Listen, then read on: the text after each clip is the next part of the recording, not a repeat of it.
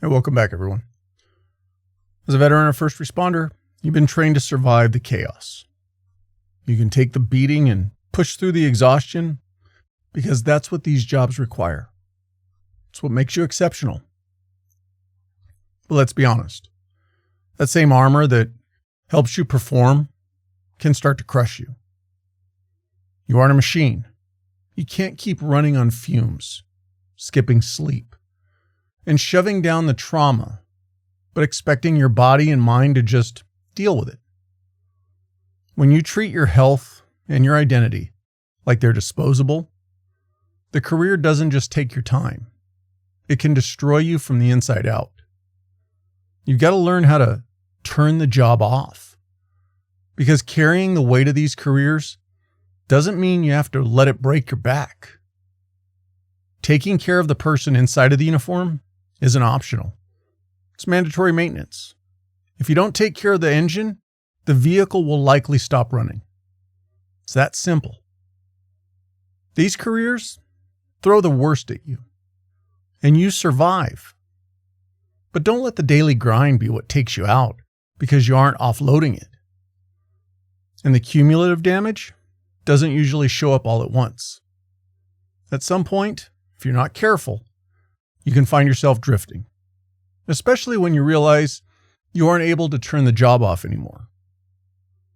If this career is your entire nervous system, if it's your entire identity, your entire way of existing in the world, then transition becomes a whole lot harder than just finding another paycheck. But before we go any further, we're going to take a minute and acknowledge a sponsor of the podcast. As a first responder, control isn't optional. It's how you do your job.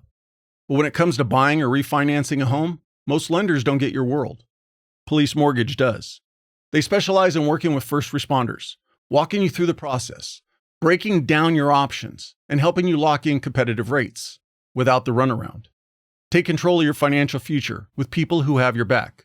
Visit policemortgage.com or call 312-499-8878. Police Mortgage, for first responders who are second to none. As veterans and first responders, we get so used to operating under pressure to the point that eventually the pressure just feels normal. You stop noticing what it's doing to you because everybody around you is functioning the same way. Everybody's tired. Everybody's irritated.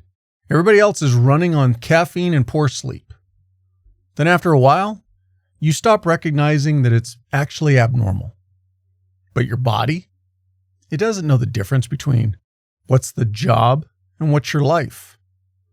Your nervous system doesn't care that you've worked shifts for years. It doesn't care that you've deployed multiple times. It doesn't care that you constantly operate in environments where something can go wrong at any second. It just responds to stress. Then over time, that constant state of hyper-alertness becomes your default setting. You might think you're relaxed because you're at home sitting on the couch, but mentally, you're still alert, still half waiting for something to happen. Many of us don't even realize how automatic it's become. Eventually, your sleep starts changing. You just don't feel rested anymore. You wake up tired. Your patience gets shorter. You stop recovering physically the way you used to. You start depending on caffeine to get moving and alcohol to slow yourself down. And because you feel that you're still able to show up and do your job well, you convince yourself you're fine. That's one of the biggest traps in these careers. You've learned how to function tired. You've learned how to compartmentalize stress and push through discomfort because the mission still has to get done. Your organization depends on you. Your team depends on you. The public depends on you. So endurance has become your skill. However, many of us confuse being functional when we're depleted as the same thing as being healthy. Just because you can still perform doesn't mean the exhaustion isn't accumulating underneath you. It just means you've gotten really good at ignoring it. On the other hand, in an odd way, these careers reward that. We don't get pats on the back because we took care of ourselves emotionally. Our culture often praises the ones who can operate the longest and absorb the most pressure without complaining.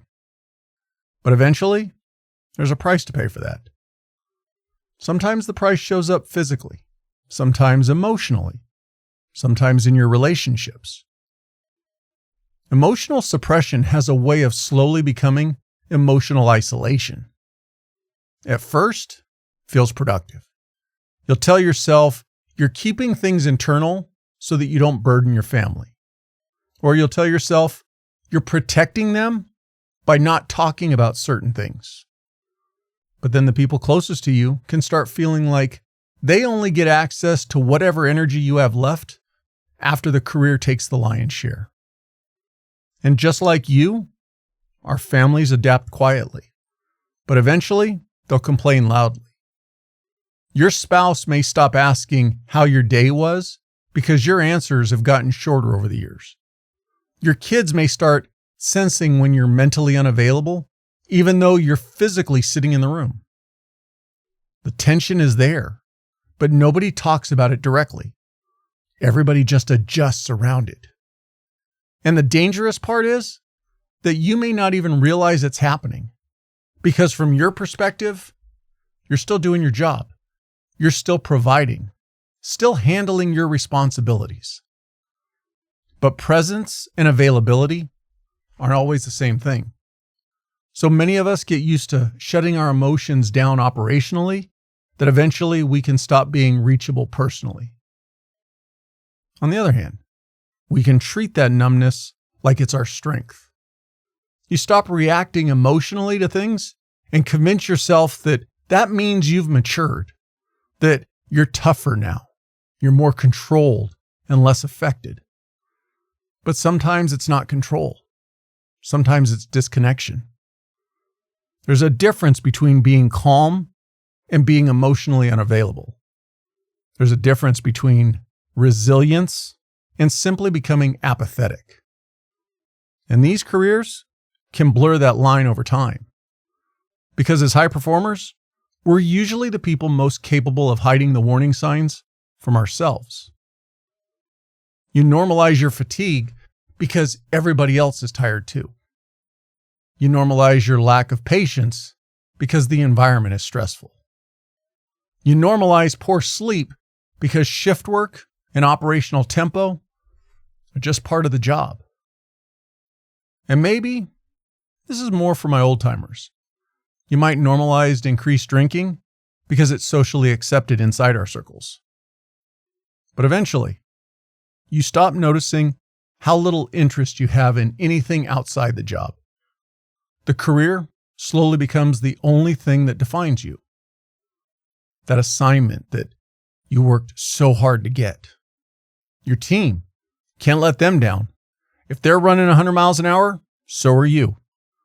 Your title, that rank in uniform, man, it feeds your ego. All of those things start replacing the person inside the uniform. And for too many of us, if someone asked you what you genuinely enjoy outside the job, you'd probably truly struggle to answer it. Because these careers are immersive, especially when you care deeply about the work. They consume our time, our emotions, and our identity, if you let it. That's why transition can feel so unsettling for us. Whether you acknowledge it or not, the structure will change. Retirement happens. Injuries happen. Getting old happens. Burnout happens. Just life in general happens.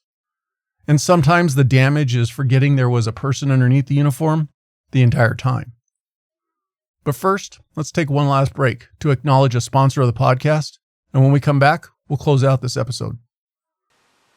When you look forward to that first cup of coffee, as soon as that morning alarm goes off, then Blue Line Roasting is the choice for you. They're a Tennessee-based law enforcement-owned company.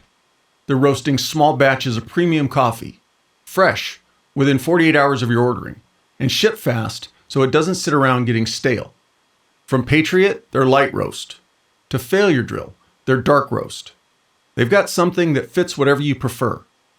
Whole bean or ground, it's your call. But Blue Line Roasting is more than just good coffee. A portion of every purchase goes to support law enforcement families who are dealing with line of duty injury or loss. So your morning routine becomes something bigger. Great coffee and real impact. Grab a single bag, try a sampler, or set up a subscription so you're never caught without it. Shipping is always free. And for the listeners of this podcast, use the promo code TRANSITION10 to get 10% off your order. Head on over to bluelineroasting.com and make your morning count. When your transition happens, there will be a collision with reality. It's the moment where the uniform comes off, but your mind can stay stuck in what you have right now. In these careers, we're taught how to survive the chaos, how to run toward the fire, and how to push through that absolute exhaustion. But nobody ever hands you a manual on how to protect the person inside the uniform. That truth is pretty brutal. The career will take every single thing you don't intentionally protect. It doesn't do it maliciously. It does it because it's a machine that never shuts down. If you don't build a wall around you, the person, kind of like your personal moat that helps protect your proper sleep, your relationships, your health, and your identity, these careers can easily consume them all. It'll eat them up until there's nothing left of you except all the things that you hang up or put on a wall when it's all done. Look at your organization. Yes, it might care about you on paper, but when the call comes in or the deployment orders come down, operational demand will win every single time. And nobody is coming to manage your recovery for you. No one's tracking your sleep cycles. No one's checking on your marriage. You have to become completely responsible for your own nervous system, your own recovery, and your own emotional maintenance.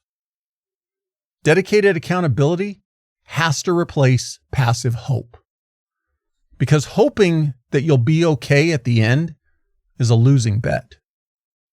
Think about it. The job doesn't magically end because your shift or your deployment is over. Yes, you might physically drive away from the station or drive out of the gate, but mentally, you're still operational. Your brain is still looking for threats, and you're probably still riding that adrenaline spike. This creates a chronic stress carryover that walks you straight through your front door once you get home.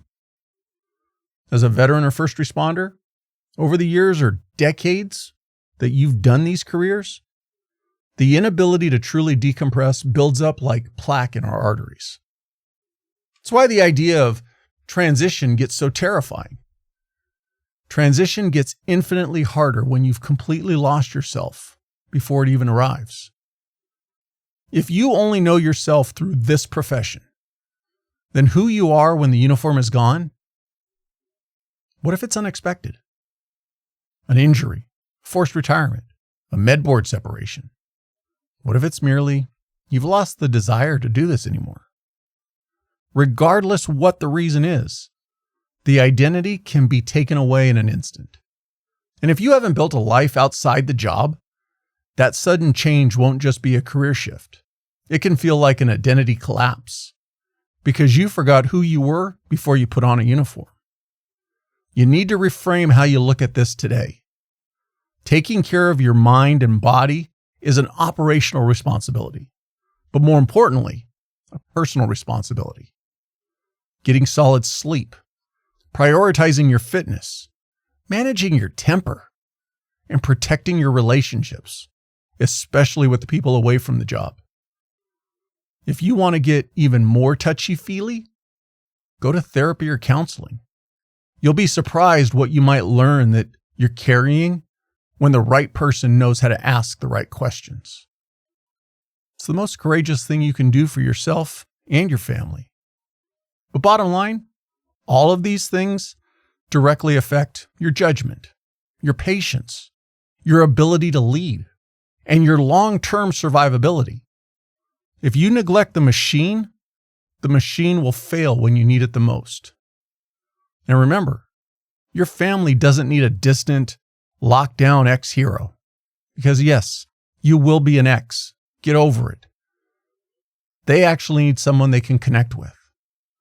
I know you think you're carrying all this weight alone is how you protect them. And you view that sacrifice as love. But to your spouse and your kids, that emotional absence eventually just feels like abandonment. Your family really doesn't want the ribbons, the medals, the commendations. All that garbage gets put in a box when you're done. They just want you. However, let me make something clear. You don't have to love the career any less. The objective is to help you serve, perform at your highest level, and stay effective for the long haul. That important time after your transition. You can love the mission without letting it completely eat you like a cancer. Because if you don't learn how to turn it off, eventually the career can turn the best parts of you off. It'll do it through burnout, through your cynicism, and through total detachment from the world.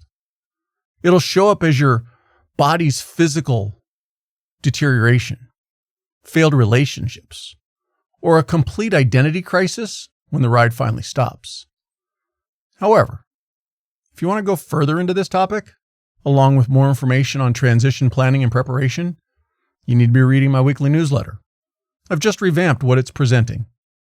Check out the link in the show notes to sign up. I know you'll get some benefit from it. And if you don't, let me know so that I can keep working to make it better. All right, let's bring this in for a landing. There's so much to the idea of taking care of yourself while you're doing these careers. As a veteran or first responder, we're incredibly good at preparing for external threats. You train for contingencies. You game plan the worst case scenarios. You always try to mitigate risk. You think ahead because experience has taught you that small problems become big problems when not addressed immediately. But sometimes the hardest thing to recognize is when the threat comes internally. It's not overly dramatic, and usually not obvious as it's building. Just a gradual shift from the person you used to be. You stop being interested in much outside the job. You stop feeling rested. You stop feeling connected, especially to people who don't wear a uniform. You become more efficient professionally while becoming less present personally. But because it happens slowly, it's easy to convince yourself that there's nothing different with me. This is just my responsibility. This is just the job. And yes, for your survival, some of it is, but not all of it. And one of the worst things you can do is wait until your transition get close before asking whether you still know how to exist outside the career. Because eventually, there has to be a person underneath the uniform. Not someday, today, while you're still serving. You don't need to become soft. You don't need to lose your edge. You don't need to care less about the career. But you do need to understand that your identity, your body, and your relationships are not unlimited resources just because you've learned how to push through the chaos better than most people. That ability comes with a cost if it's never balanced with recovery. And maybe the real measure of long-term success in these careers isn't just who can endure the most chaos.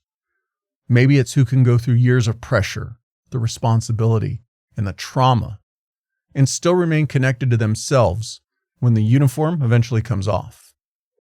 I appreciate you staying until the end. Staying all the way through helps the engagement ratings. I'll always ask this. Send me your comments. Be honest with me. What do you like? Or what am I doing wrong?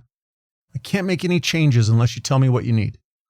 Also, please share the podcast with anyone who you think would benefit and enjoy it. And if you're not already, please follow the podcast wherever you're getting this episode. Stay safe, and I'll catch you on the next one.